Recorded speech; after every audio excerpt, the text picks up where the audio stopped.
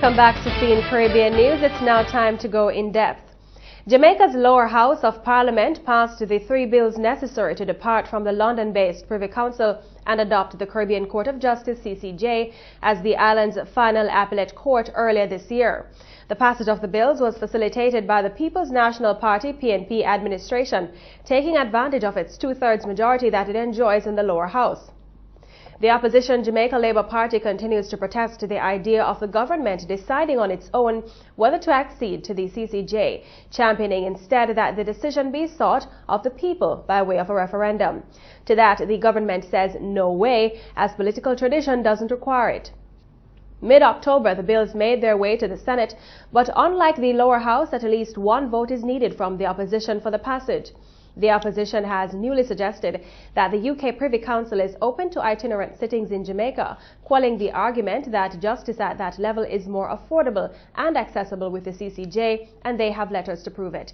The existence of that letter has caused quite a bit of scandal in the Senate. So where does this leave Jamaica in its bid for the CCJ? We discuss this now with attorney at law and president of the Bar Association of Jamaica, Mr. Donovan Walker. Welcome to Indepth, Mr. Walker.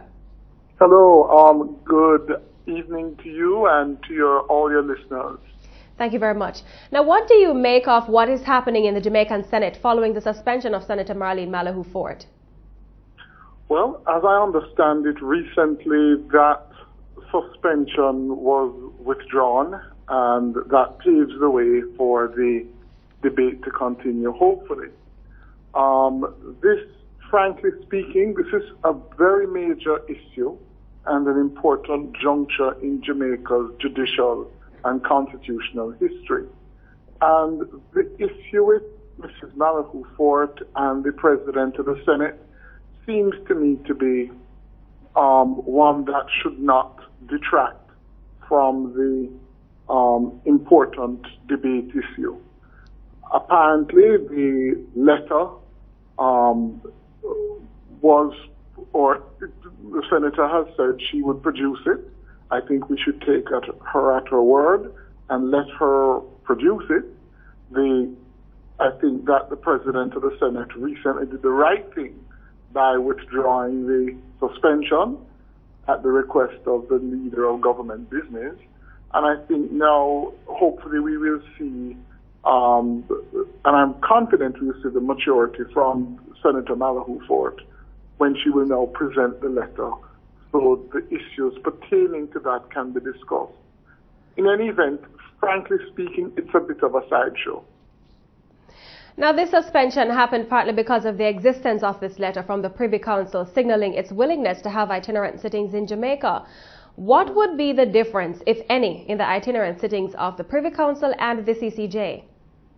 Well, first of all, we'd have to see the letter to see what they have said. The fact is that to move a panel of the Privy Council, together with their support staff, together with, of course, the rental of the venue, to accommodate them, would, to my mind, be significantly more than the moving of the CCJ, which is designed to be an itinerant court, an itinerant in 2 respects. First of all, they will come to Jamaica or any other jurisdiction within the CCJ to hear the matter, as they did with the Shanique Myrie case, or as they have done with certain Guyanese appellants. They'll have the hearing by video link and use technology to do that. So it does allow for savings in both respects. I do not believe that you can do a Privy Council hearing, as far as I know, by video link. I don't think they will entertain that.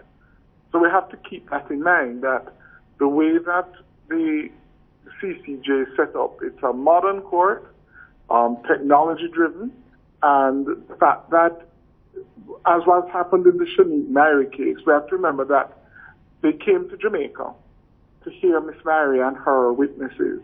Then they traveled to Barbados to hear the Bajan government and their witnesses and to visit the locals. And of course, they made the final decision in Trinidad. Now, what's important about that is that it's highly unlikely that the Judicial Committee of the Privy Council would do that. More importantly, if all the parties had agreed in the Shanique Mary case, as was first offered to all the parties, but the Barbados government said no, they wouldn't, everything could have been done by video conference, which would have had substantial savings, which of course would not be the case in the Privy Council. So I don't think with that letter, I keep on saying, and I don't mean to be disrespectful, that it's a bit of a sideshow.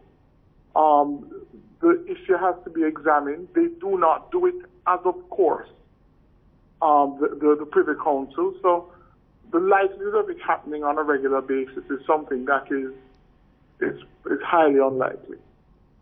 Now, the Bar Association is one of several organizations that has pledged support of the country's move to the CCJ with a confirmation that the Privy Council is willing to sit in Jamaica. Does the association's position change?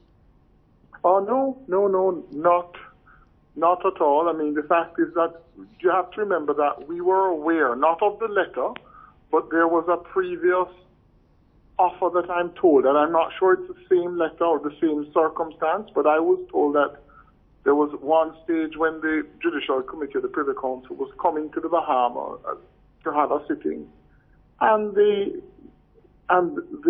Jamaican government was approached at that time by the Secretariat of the Privy Council to ask if they had any cases in Jamaica that we wanted to hear.